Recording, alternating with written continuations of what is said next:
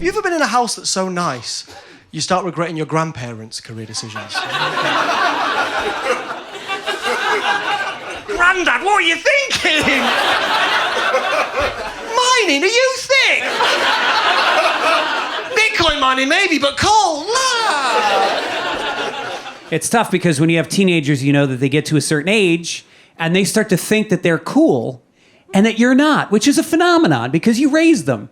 You've known them their whole lives and you know they're not cool at all. And you know that you are, and yet you gotta listen to them like, oh, Dad, you're so out of it. Dad, you don't get it. Dad, you don't know how to download. It's like, hey, you don't know me, motherfucker. You don't know who I was. I used to be very cool. You know when I stopped being cool? When you two assholes were born. Before that, very cool. Way cooler than you will ever be. You know why you won't be as cool as I was? Because you're not being raised by an abusive, alcoholic parent. That's why. And that can change. Last time I was here, I was doing a show in Minneapolis. A dude after the show came up and he offered to split a Viagra with me. I want to make this very clear. At no point during the show did I imply I needed a Viagra. You know how kind you have to be to walk up to a stranger and be like, you want to go halves on a boner? I'm not going to use the whole thing. I figure you can get in on it. Like, I didn't know if he was like hitting on me or if he just had like a soldier's mind frame, like no man gets left behind. He doesn't get hard, I don't get hard. Weirdly, the kindest thing I've ever experienced. Minnesota's like the only place, like I could go anywhere else in the country and anybody might be like, hey, how you doing? You doing all right? But Minnesota's the only place I've been to where somebody was like, hey, how's your dick doing? Doing all right? Okay, hey, keep me in the loop, I got your back. It's like you get people like, I'm a Buddhist, not technically practicing, but I believe in Buddhist meditations. I have Christian values, I'm actually a Jew. I believe in reincarnation. I have my own kombucha shop. I run a drum circle on Sundays. I'm not a conspiracy theorist, but the birds are cameras. You're just sitting there going, fucking, how long is this haircut gonna take? Fucking hell.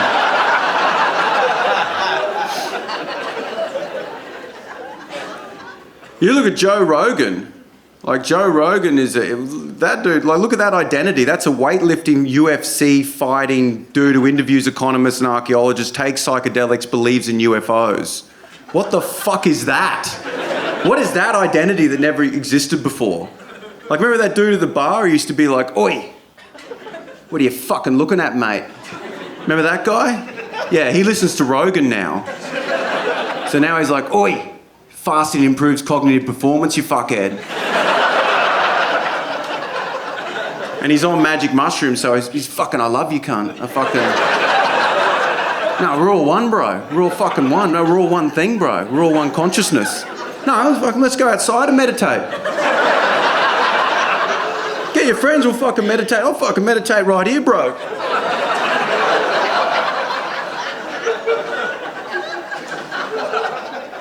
Like, I went to Saturn, bro. Like... He got people that are into UFC into UFOs. That's amazing. Do you know what I mean? Like, dudes getting abducted now, they're like fucking come at me. Like, they want to fight something new. Dudes are getting abducted now. They're like UFC. They're like, yeah, man, I got abducted by a conscious ball of slime. I just fucking boosh, came through at the front. It evaporated into a conscious gas. Doesn't matter if you're a gas or a solid, man. Just be respectful. I think that women's clothing pockets are so small on purpose. I think they're in cahoots to make you ladies still buy purses. Seriously, what you're supposed to fit in those tiny little jeans pockets? Serious question. Like a single M&M, but not a peanut M&M. 'Cause a peanut M&M is a thick boy. These lady jeans don't got the square footage for the chubby little M&M. I do take care of myself, I try. I've been trying. I eat a lot of Tums. Tums are very good. I don't know if you've had Tums lately. Last 10 years have been special. It's borderline top 5 candy in the country right now. I give it out on Halloween. It's gotten so good. They just came out with orange cream. I don't know if y'all get the same emails I do, but new flavor just dropped. It's orange cream Tums. Half of them are orange, half of them are cream. And then you can kind of mix and match. That's what Tums does. They let you decide, how strong do you want to go, right? You can go all orange today, live it up. But at some point, you got to go all cream. Is this relatable? What I got a system. I do 2 orange, 1 cream. I put some M&Ms in there, shake it up. It's good. It's tearing me up, but I'm enjoying the ride. I was a very early adopter of the self-care movement. I'd been dumped, and I decided the best thing to do would be for me to drink a bottle of red, smoke a pack of fags, and do a deep dive onto her Facebook for her and the boy she left me for. Self-care, okay? And I'm just going through the pictures. Just...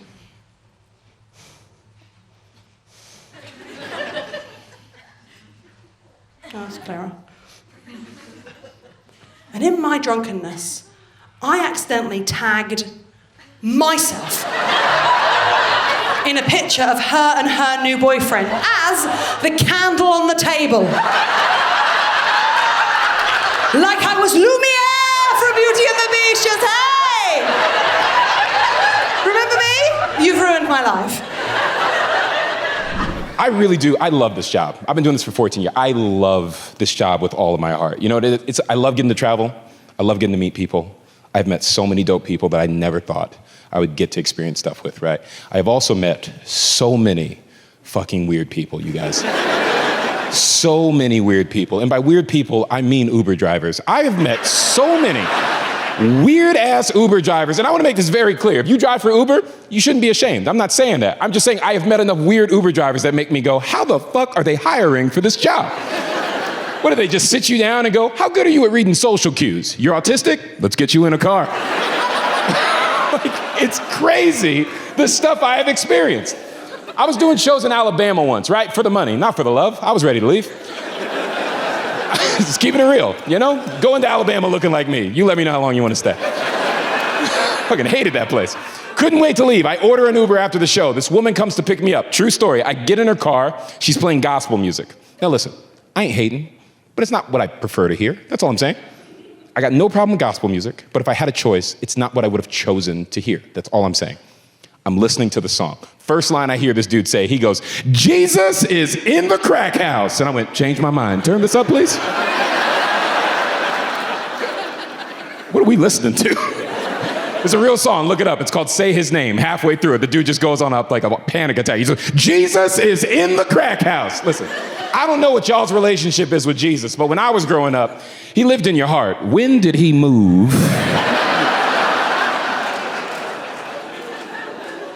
to the dope spot? You know what'll catch you really off guard about hearing the lyric, Jesus is in the crack house, in a gospel song? The moment where you have to accept that might be your favorite fucking lyric you've ever heard. That is a rough moment where you're like, I can't really think of a better one. Here's why I like the lyric. It grows on you. I have never heard a lyric that grows on you. Every time you hear a song lyric, you either like it or you don't. This one makes you go, what the fuck? I guess it's fun. I don't know. It grows on you. It's like getting a massage from a guy, you know what I mean?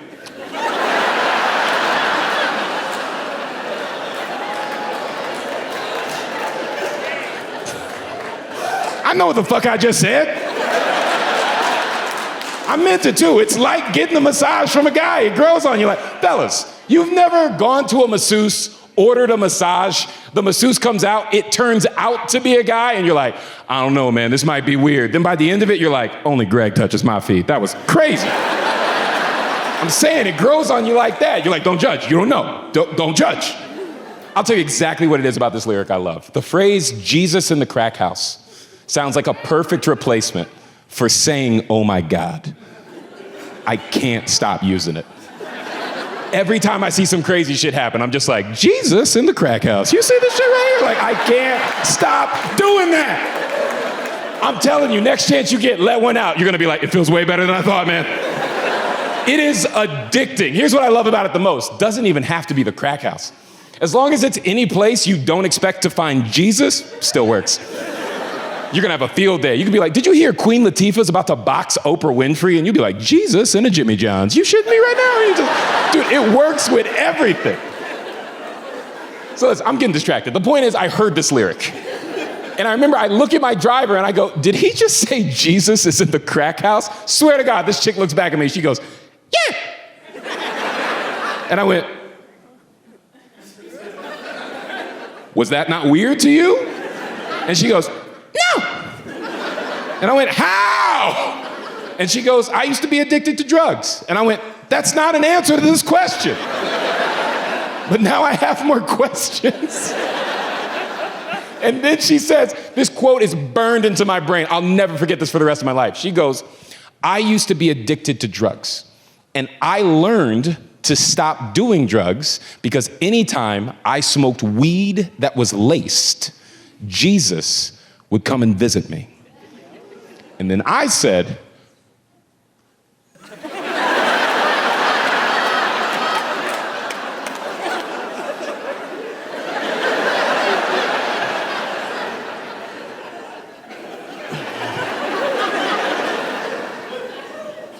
that's what made you stop?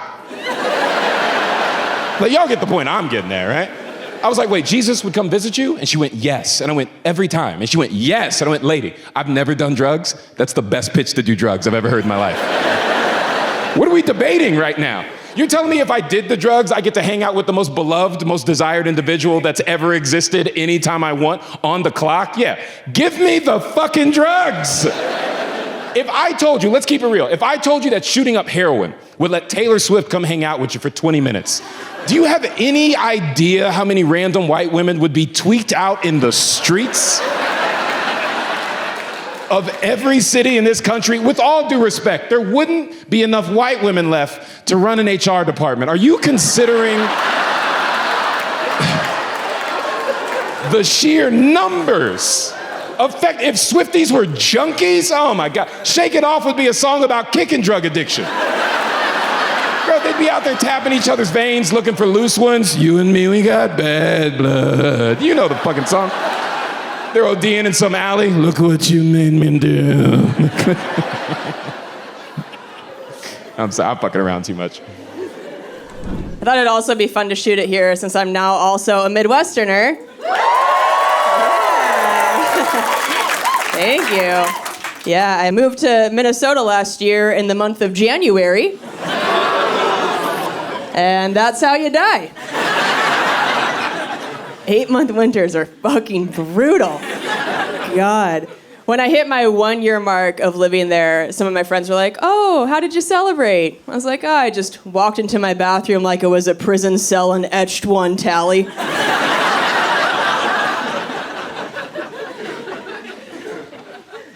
I did learn a lot by moving there then. I learned that God forbid you try using a bidet there in the winter. That water feels like local anesthesia. Did not feel my beehole for 5 months. It's such a weird state. Right when I moved there, I turned on the TV and there were commercials for vacations to Alaska. And that's when I knew I fucked up. I was like, oh, these are broken people. If Alaska is their Cancun.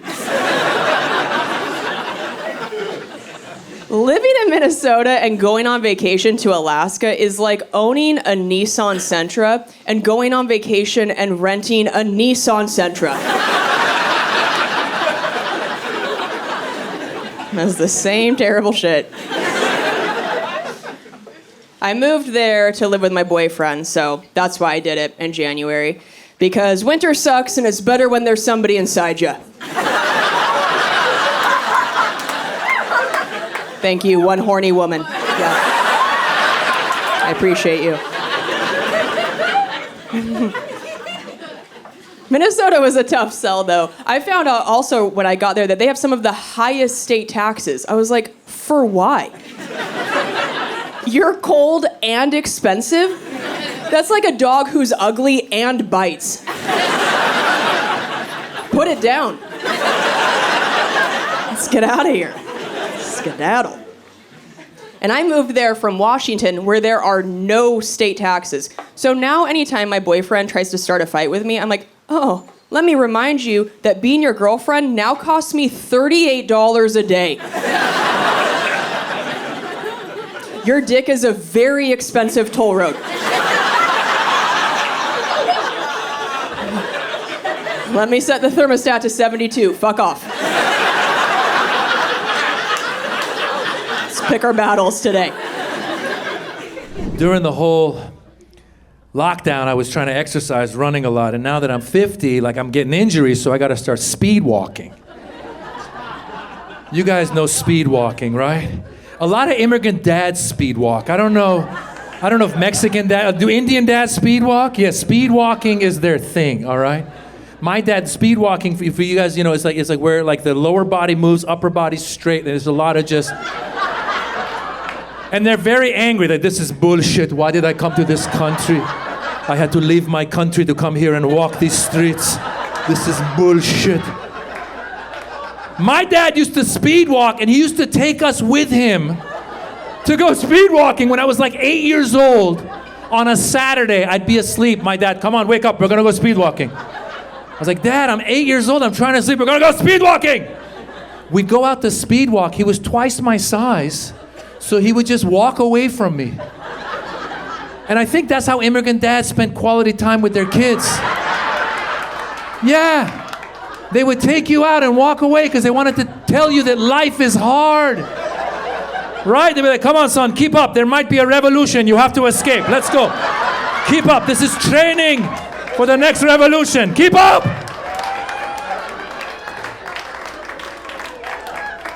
And then I realized we weren't there just to speed walk with our dads and our immigrant dads, but also we were their therapists. Yes, because immigrant dads don't go to therapy. They're macho men. I don't care where you're from, Venezuela, Iran, India, Mexico. Immigrant dads don't go to therapy. The kids are the therapists. Once in a while we're walking, my dad would just unload on me. I swear to God. One time I was walking with my dad. Come on, son, keep up. I go, Dad, wait up. Keep up, son. Dad, wait up. Son, come here, son. Your mother, bitch. I go, oh, shit. I think we just had a breakthrough. That was good. Your next session is going to be free. That was really good. It was a different world. Different world. Parenting was different. Like our parents didn't do like birds and the bees. Josefa, did your Indian dad do? No. Didn't even know what it meant. I asked my Persian dad, I go, can you do the birds and the bees? He goes, son, we don't have birds and bees. We have lawyers and doctors. And I hope you be one.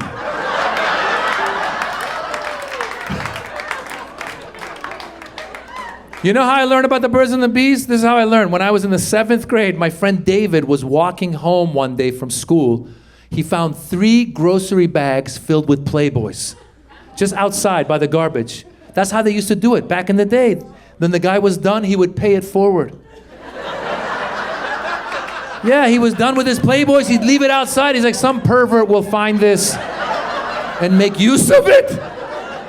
David came up to me and goes, listen, I got 3 bags of Playboys. You want one? I go, of course I want a bag of Playboys.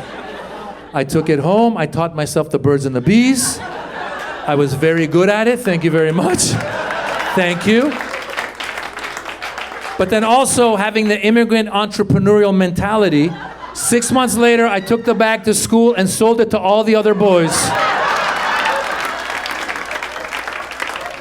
Made a profit, bought my first house. Thank you very much. Nobody did birds and the bees. Now we got to do birds and bees. I stumbled into the birds and the bees. Who's got young kids here? Who's got young kids? Anybody? There you go. How old are your kids?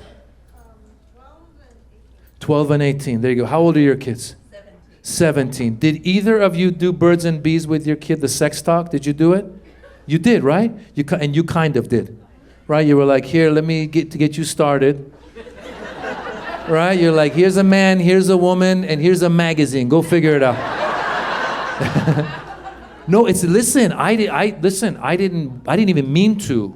I didn't mean to do the birds and the bees. I stumbled into it because we read books as parents now. We read books. And the book says if your kids ever ask you a question, answer them honestly.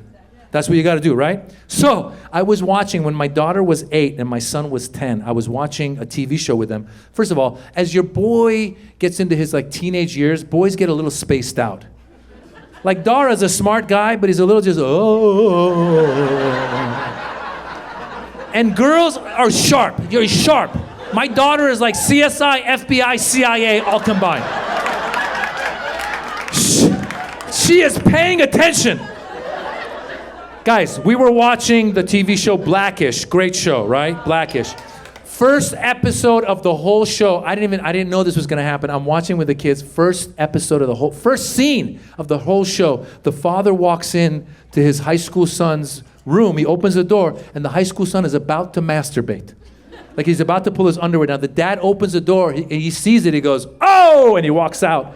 And the son goes, oh, and he jumps on the bed. My son doesn't even notice. My son, he's just, oh. My daughter, right away, she goes, what just happened? I go, what just happened? Like, what just happened, like on TV or in the world? In the world? She goes, no, what just happened on TV? And the whole time, I'm like, be honest, be honest, be honest, be honest. I go, okay, baby, this is what happened. This is what happened. I go, okay. What happened was, the kid is in high school, and the father walked in the room, and he was in his underwear, and it was embarrassing, so the father walked out. And she goes, oh, okay. I go, thank God I just dodged a bullet. Very next scene, the father goes into the mother. He goes, hey, I just caught our son playing with himself. Again, my son just, oh. My daughter, she goes, what does that mean? I go, what does that mean? She goes, yeah, what does that mean? I go, what is that? What is that? Okay, be honest, be honest, be honest, be honest. Okay, what that means? I go, okay, playing with it. What that means, playing with it. What that means, playing with yourself. What that means is once in a while, when boys are in high school, they just squeeze their pee-pee, just a little squeeze, just a poo-poo-poo-poo, just a poo-poo-poo-poo, just a little poo-poo-poo-poo, poo-poo-poo-poo. She looked at me like, what the fuck? I go, no, it's just a little, just a poo-poo-poo-poo, just a little poo-poo-poo, just a poo-poo-poo. And then she goes, did you do it? I go, listen, we don't have birds and bees. We have lawyers and doctors. Stop asking questions. Shit.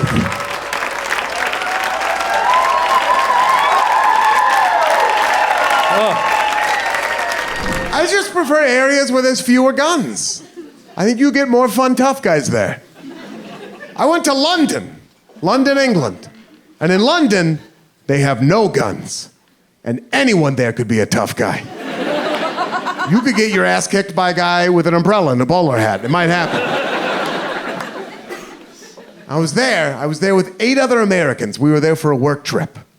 And at the end of the week, to celebrate, we went on a pub crawl. And towards the end of the pub crawl, this tiny little, very drunk British guy had latched onto our group. And at first it was fun.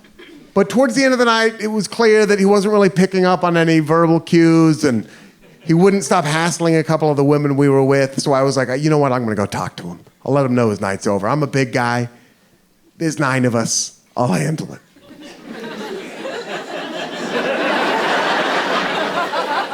So I walked over to him and I looked down. And I said, hey, buddy, I think you've had enough to drink. I think it might be time for you to go home. And he looked up at me, and he said, oi, what's that, Porky? I think it's time for you to kiss my ass. And it hurt, because I'd never been cussed at in that accent before. I was like, oh, that's how Paddington talks.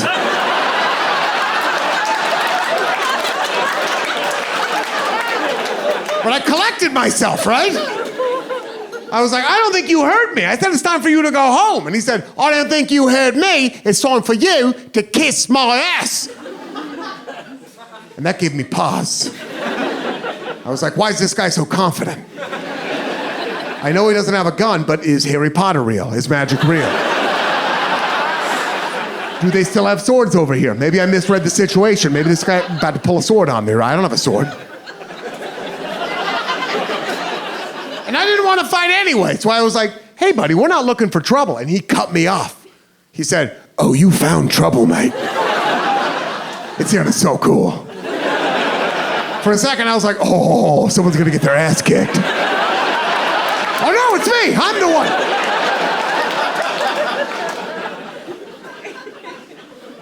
And then he said, right, I'll sort out all 9 of you then. And he took his hand and he reached it into the waistband of his pants. And when he did that, my heart caught in my throat. Because I'm an American. When someone does that here, it means they have a gun. And you've misread the situation drastically. And I thought it was very scary. Also, I thought it was a little bit funny. Even in that moment. Because I was like, you're gonna get shot in London? Flying all the way over here? We make the finest artisanal gun violence in the world back home. This is like a French guy trying champagne for the first time in Madison, Wisconsin. What's going on?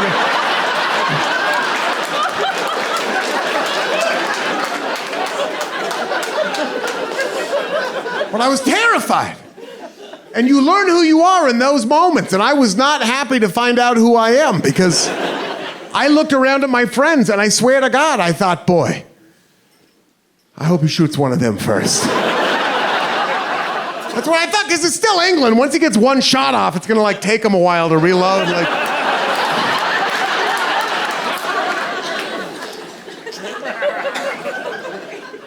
But then, he pulled his hand out of his pants. And he was not holding a gun, but he was holding. And I need you to know that sometimes comedians make stuff up, but this is 100% true. He pulled out a completely full pint of beer.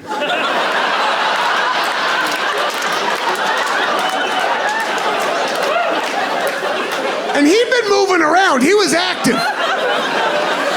Not a drop spilled. There's not information I'm not sharing with you, okay? He pulled, maybe his penis is like a monkey tail. He can hold stuff with it. I don't know.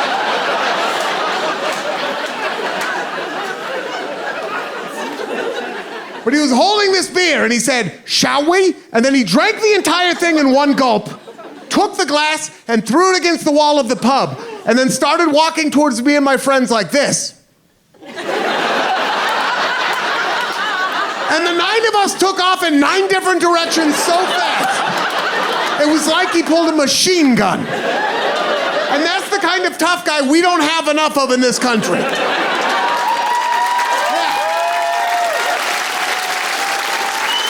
Glad to be here in Dallas. I'm glad to be at a comedy club. We're not always. Sometimes we do weird things. Like earlier this year, I did stand up at a lawyers conference in Miami. And yeah, I don't know why either. I don't know, I guess they were like, this guy's got felons in his family. He knows lawyer stuff probably.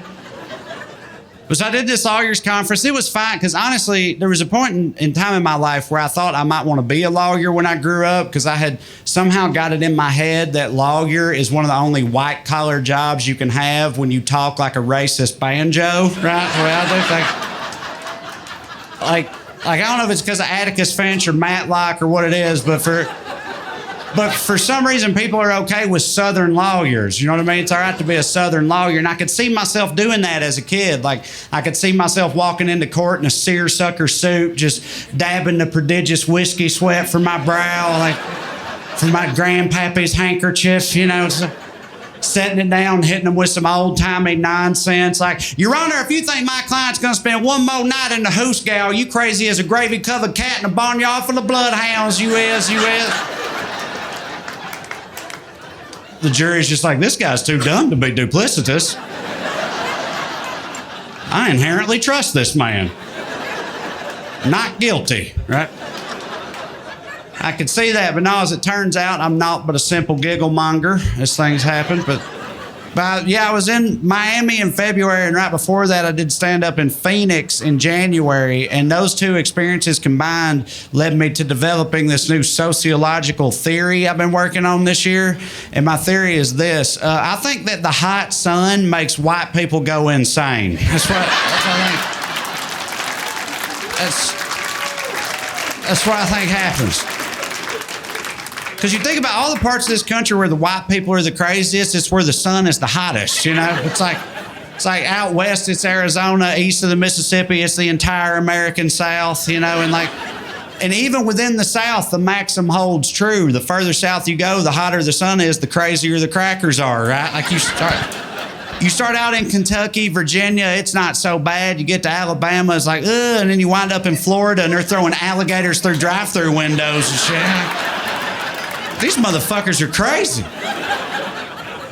You ain't supposed to be like that. I think it's the hot sun. I do think the hot part is important. I say that because I live in Southern California and like there's plenty of sun out there, but it's not hot for most of the year. For most of the year, it's like sunny and 72. And like the white people in LA, they're delusional, but they're not scary though, right? Like it's a different type of crazy. You know what I mean? But you leave LA, you start driving out east into the desert, they start to turn, man. They do like next thing you know, you're driving by Uncle Shooty's biker shop and Nazi stuff emporium. It's like, oh, this ain't good. Worrisome. I don't even think it has to be prolonged exposure to the hot sun. I think if the sun is hot enough, the effect can be acute in nature. Like, I think white people in the hot sun are like werewolves in the moonlight. Like, it just brings the monster out of us, you know? Like that you could take the most white bread, milk toast data analyst from Kalamazoo, you send him to Las Vegas for a weekend conference. By Sunday, he's standing out in the middle of the strip with his dick out like, fuck you, Sphinx!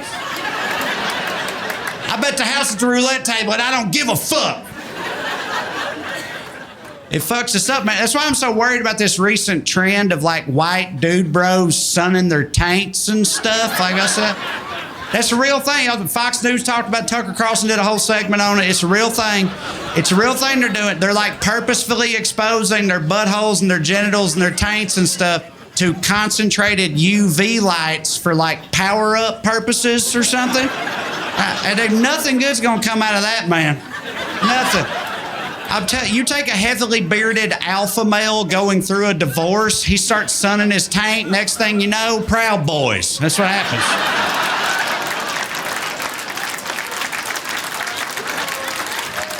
That's how the Proud Boys started.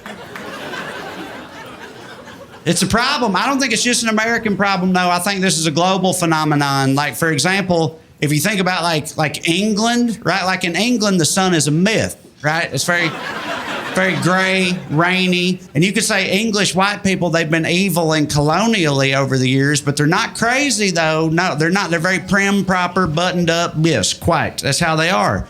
But you take England, leave it in the hot sun for a couple hundred years, bam, Australia. That's what you get. Australia, a.k.a. the Florida of Oceania.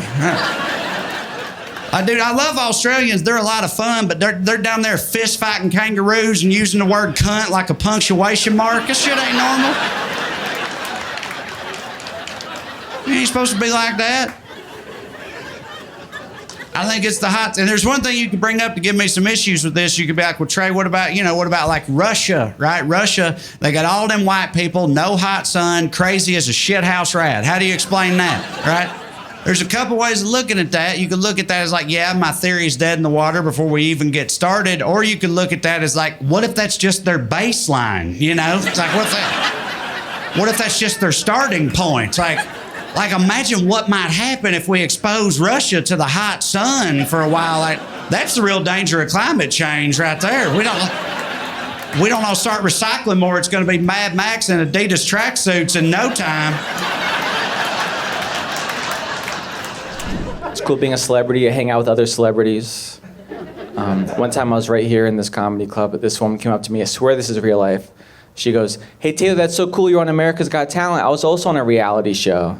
And I was like, "Oh, that's interesting. What show were you on?" And she goes, hoarders?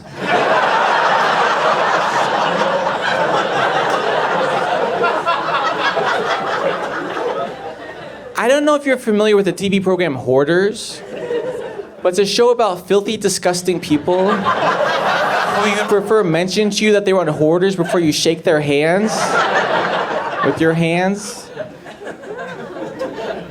I'll be honest though, as disgusted as I was also impressed, equally. Do you know how disgusting you have to be invited to be on hoarders?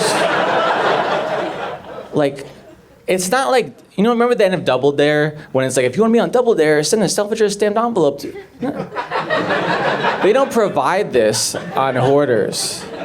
They find you, okay? They hear about you. They smell about you. They find you. This woman was probably sitting in her house one day. Then she heard her phone ring. She heard like the muffled phone ring noise, you know?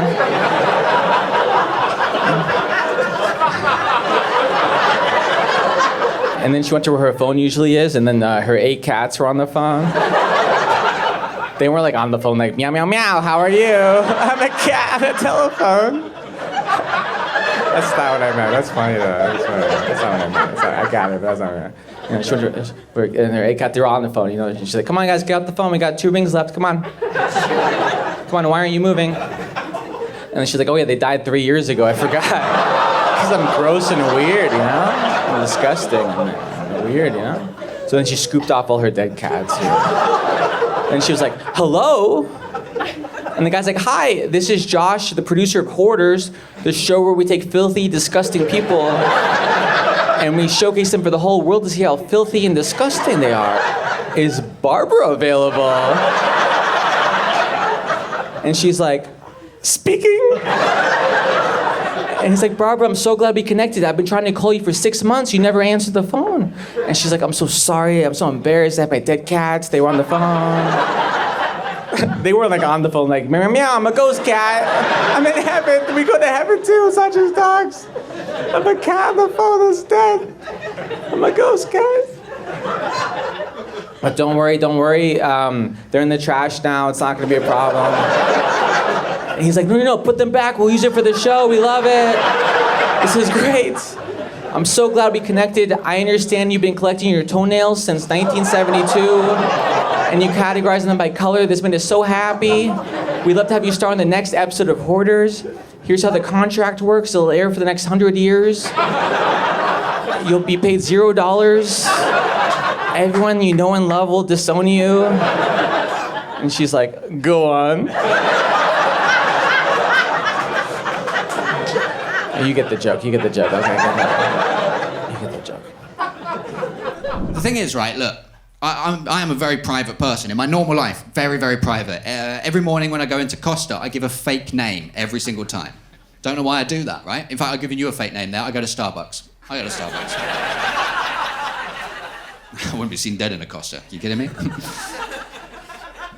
The name I do give, though, is John Spencer. Now, you don't know this, but I did some research, found out the local area manager of all the Starbucks near me is called John Spencer. That gets you a good cup of coffee. But I lie all the time. I lie to my friends. Like if I'm out at a restaurant and everyone's saying, oh, what are you going to order? What are you going to order? I hate that question. So I lie. Right? I hate that question because I'm like, you're going to find out in 2 minutes. Why are we bothering with finding out this stuff? So I'm like, oh, I don't know, the scallops.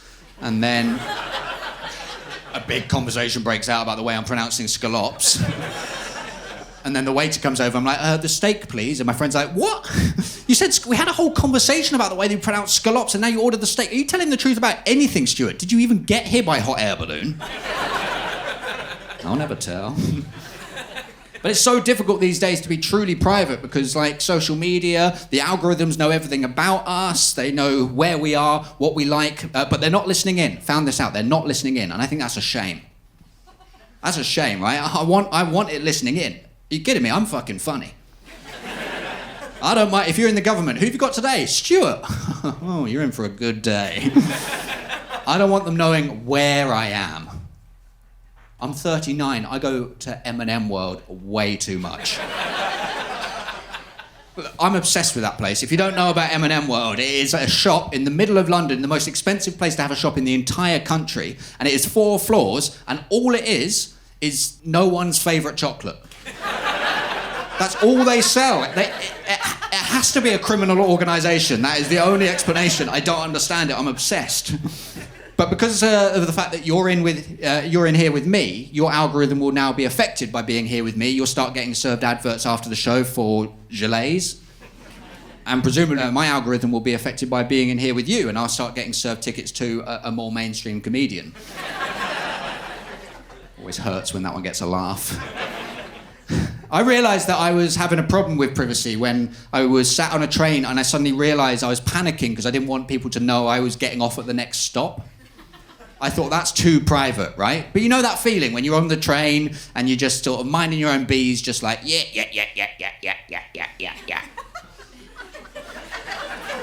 You know that feeling? You're just minding your own bit, yeah.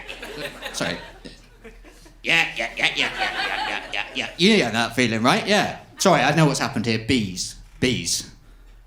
It's short for business. It's not normal length for bees. If any of you are like, oh, I could take bees on a train, trust me. If you take one thing from this show, you cannot take bees on a train. What?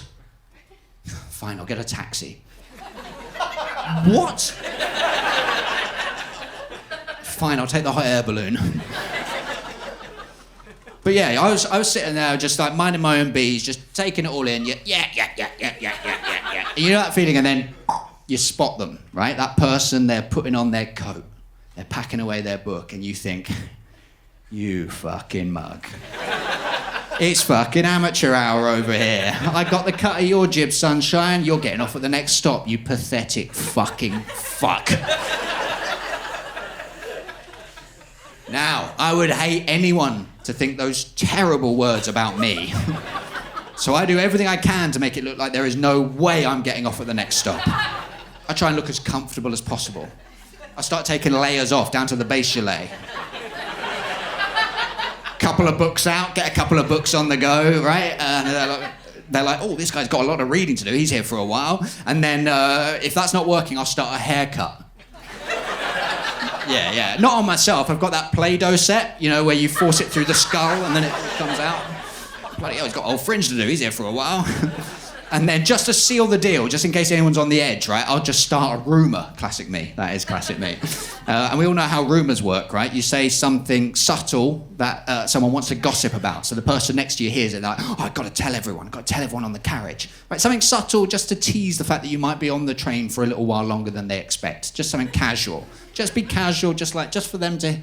Just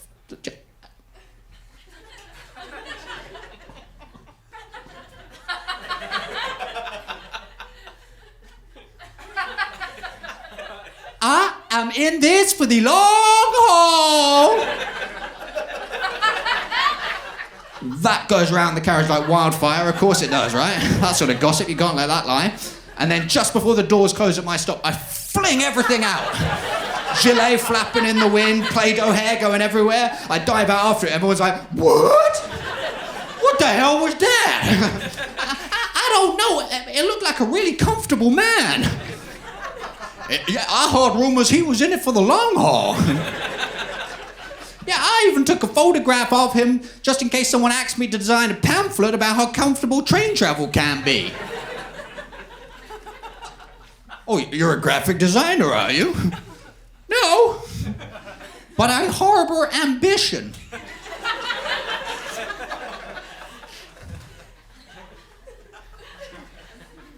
You're human.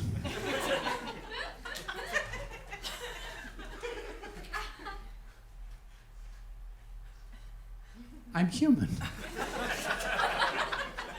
And then they kiss.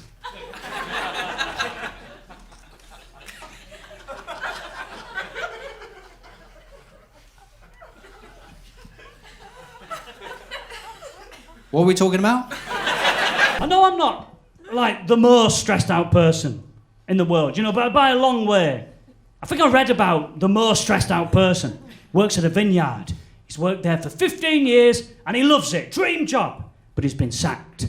and he has not dealt with it well. And you can tell he hasn't dealt with it well because I read about this in a national newspaper. Like, if your reaction to losing your job makes it into The Guardian, you've done something pretty fucked up here. The full quote about this man: when he was fired, he emptied 100 bottles of wine in anger. I was like, wow. Imagine how long it would take to stay angry throughout the duration of decorking and emptying 100 bottles of wine.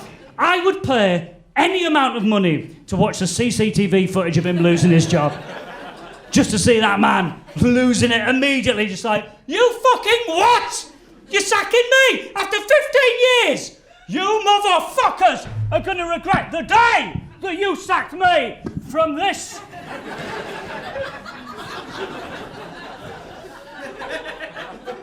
Vineyard! Fucking hell! Has anyone else been let go?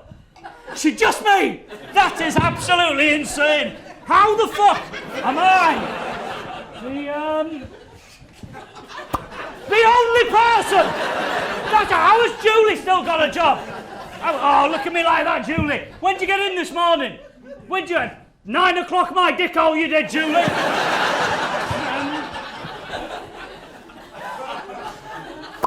It was 10 o'clock! 10 o'clock every morning, you workside prick! Are there no screw caps in? Fucking hell! Nobody leave! I've got a weirdly specific number in mind. I already get a slight sense in the room. Couple of people going, is he doing 100? That would have been my dream, by the way. I would have come on stage, I would have opened with that joke, do 100, leave. One show, one joke. That's the dream. And I think on a good day, I reckon I could keep that funny to 30 bottles. On a good day, I reckon 50, that's when the walkouts are happening.